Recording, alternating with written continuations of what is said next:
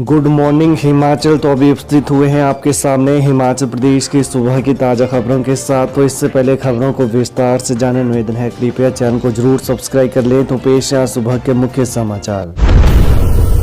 नशे की लत ने 34 युवाओं को कर दिया HIV पॉजिटिव, स्वास्थ्य विभाग की जांच में खुलासा। कांगड़ा जिले में पुलिस की नशे के खिलाफ चल रही मुहिम के दौरान नशा करने वालों की मेडिकल जांच में कई बीमारियों के खुलासे हुए हैं। नूरपुर क्षेत्र के 34 युवा HIV पॉजिटिव पाए गए हैं। जांच में सामने आया है कि पीड़ितों में ज़्यादातर ने एक ही सिरिंज से नशा किया है। वहीं पीड़ितों में 25 से 30 वर्ष की आयु वर्ग के युवा हैं। बता दें, नूरपुर में नशे के बढ़ते काले कारोबार ने युवाओं को नशेड़ी बनाने के साथ साथ HIV पॉजिटिव बना दिया है। पुलिस और स्वास्थ्य विभाग की जांच में सामने आया है कि नूरपुर क्षेत्र में सामने आए इन मामलों में अधिकतर युवा एक ही सिरिंज से नशा कर रहे थे। इससे एक व्यक्ति में पाया जाने वाला HIV का वायरस मुंह में सिरिंज के माध्यम से नशा करने वाले अन्य युवाओं के शरीर में पहुंचा है। एम्स में रात्रि आश्रय के निर्माण को मंजूरी, 38 करोड़ से बनेगा, 500 लोग ठहर सकेंगे।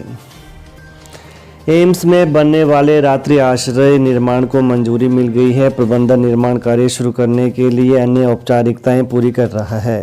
प्रदेश भर और बाहरी राज्यों से एम्स आने वाले मरीजों और उनके तीमारदारों को रात्रि ठहराव की सुविधा देने के लिए 38 करोड़ रुपए खर्च किए जाएंगे। वहीं इस आश्रय में 500 लोगों के एक साथ ठहरने की व्यवस्था होगी। वर्तमान में कुछ एक विभागों को छोड़कर अन्य सभी में OPD और IPD शुरू हो गई है। एक साल से संस्थान में मरीज भर्ती किए जा रहे हैं। दूर दराज से मरीज संस्थान में इलाज के लिए आते हैं, लेकिन कई बार उन्हें यहां रात्रि ठहराव की सुविधा नहीं मिल पाती थी। बागवान और पर्यटन कारोबारी हुए निराश, औद्योगिक घरानों को आम बजट से उम्मीद। लोकसभा चुनाव से पहले केंद्र सरकार के अंतरिम बजट से हिमाचल के किसान, बागवानों और पर्यटन कारोबारियों को निराशा हाथ लगी है। हालांकि हिमाचल के औद्योगिक घराने जुलाई में पेश होने वाले आम बजट से उम्मीद लगाए बैठे हैं। प्रदेश के किसान बागवानों को चुनावों से पहले पेश किए गए बजट में किसान सम्मान निधि में बढ़ोतरी की उम्मीद थी। वहीं बागवान विदेशी सेब पर आयात शुल्क 100% करने की उम्मीद लगा बैठे थे। ऐसा कोई ऐलान नहीं हुआ। पर्यटन विकास के लिए विदेशी निवेश को बढ़ावा देने की घोषणा को लेकर पर्यटन कारोबारी जहां उत्साहित हैं, वहीं चिंता भी जता रहे हैं। पर्यटन कारोबार से जुड़े लोगों का कहना है कि विदेशी निवेश को आकर्षित करने के लिए हिमाचल के पर्यावरण को ताक पर नहीं रखा जाना चाहिए। वहीं अंतरिम बजट में GST काउंसिल के उद्योग विरोधी निर्णयों पर अंकुश और ईमानदारी से GST भुगतान करने वालों को प्रोत्साहन से संबंधित घोषणा की उम्मीद भी पूरी नहीं हो पाई है। विदेश से उपहार भेजने के नाम पर चंबा की महिला से 13 लाख रुपए की ठगी। विदेश से उपहार भेजने के नाम पर चंबा जिला की एक महिला से शातिरों ने 13 लाख रुपए की ठगी की है। ठगी का एहसास होने पर महिला ने संबंध में साइबर थाना धर्मशाला में मामला दर्ज करवाया है। जानकारी के अनुसार चंबा निवासी महिला को विदेश से उपहार का ऑफर मिला था। महिला भी शातिर के झांसे में आ गई और शातिर ने पहले कस्टम ड्यूटी के एवज में पैसे जमा करवाने की बात कही, जिस पर महिला को कॉल भी आई थी। इसके बाद बैंक के नाम पर भी महिला से कुल 13 लाख रुपए ठगे गए। उधर साइबर क्राइम थाना धर्मशाला के ASP प्रवीण धीमान ने बताया कि मामला दर्ज कर जांच आरंभ कर दी गई है। शादी का झांसा देकर किया युवती का शारीरिक शोषण, पुलिस के पास पहुंचा मामला। कांगड़ा जिला में हरिपुर पुलिस थाना के एक नज़दीकी गांव में शादी का झांसा देकर युवती के साथ शारीरिक शोषण किए जाने का मामला सामने आया है। मामला पुलिस में पहुंच चुका है, जिस पर पुलिस ने पीड़िता का मेडिकल करवाने के लिए देहरा अस्पताल भेजा है। पुलिस थाना क्षेत्र हरिपुर के तहत निकटवर्ती एक गांव में यह वाकया पेश आया है। वहीं बताया जा रहा है कि पीड़िता युवती 19 वर्षीय को आरोपी ने झांसा दिया था कि वो उसके साथ शादी कर लेगा तथा उसके साथ शारीरिक शोषण करता रहा। आरोपी उसी गांव का बताया जा रहा है। 241 सड़कों संग 6 NH बंद, कई किलोमीटर तक बर्फबारी में दबी सड़कें, आवाजाही ठप। हिमाचल में बर्फबारी से सड़कों के ठप होने का सिलसिला जारी है। बीते 48 घंटे में प्रदेश भर में करीब 241 सड़कें बंद हुई हैं और इसकी वजह से ग्रामीण इलाकों में यातायात बाधित हो गया है। वहीं अकेले पिछले कल ही 111 नई सड़कें बर्फ में दबी हैं, जबकि बुधवार को यह आंकड़ा 130 का था। इस समय प्रदेश भर में आधा दर्जन नेशनल हाईवे भी बंद हैं।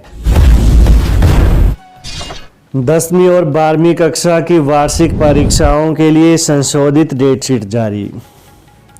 हिमाचल प्रदेश स्कूल शिक्षा बोर्ड ने अध्यापक संघ के विरोध के बाद छात्र हित में आंशिक संशोधन करते हुए नई डेटशीट जारी की है।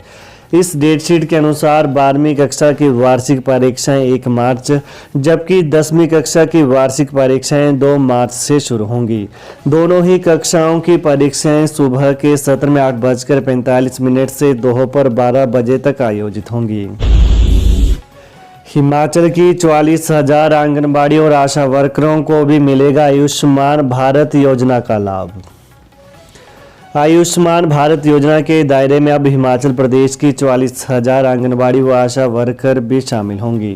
केंद्र सरकार के अंतरिम बजट में इस वर्ग के लिए यह बड़ा ऐलान किया गया है। अब प्रदेश की 36,000 आंगनबाड़ी वर्करों, सहायिकाएं और 8,000 आशा वर्करों को भी 5 लाख रुपए तक स्वास्थ्य बीमा कवर मिलेगा।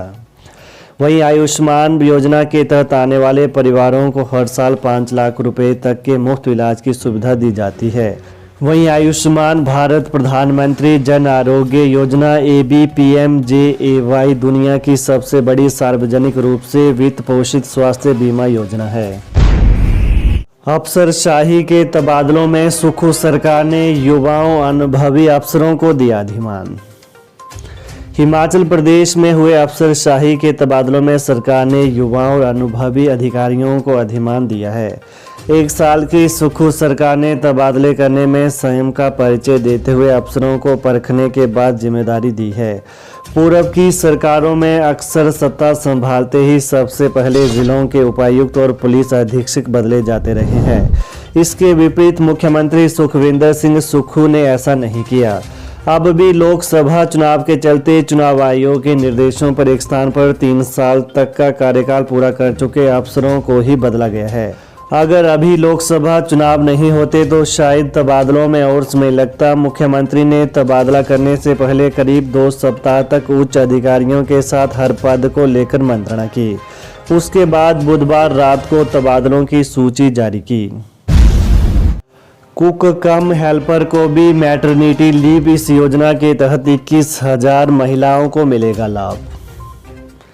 स्कूलों में दोपहर का खाना यानी मिड डे मील तैयार करने वाली कुक कम हेल्पर को अब मातृत्व अवकाश मैटरनिटी लीव का भी फायदा मिलेगा। हिमाचल सरकार ने इस बारे में निर्देश जारी किए हैं। शिक्षा विभाग ने कुक महिलाओं को मैटरनिटी बेनिफिट एक्ट 1961 के अनुसार 180 दिन के लिए मेहनताना समेत छुट्टी का प्रावधान लागू किया है। 2 अथवा इससे ज़्यादा बच्चों वाली कुक को प्रस्तुता छुट्टी का फायदा नहीं मिल सकेगा। प्रदेश के सरकारी स्कूलों में 1ली से 8वीं के बच्चों को दोपहर भोजन मिड डे मील तैयार करने व परोसने के लिए करीबन 21,000 कुक कम हेल्पर सेवाएं देती हैं। इन्हें मेहनताना 4,000 रुपये ही दिया जाता है और वो भी सिर्फ 10 महीने तक। तो ये हैं प्रातः के मुख्य समाचार। तो ताज़ा खबरों को जानने के लिए कृपया चैनल को अभी सब्सक्राइब कर लें। धन्यवाद। जय हिंद, जय हिमाचल।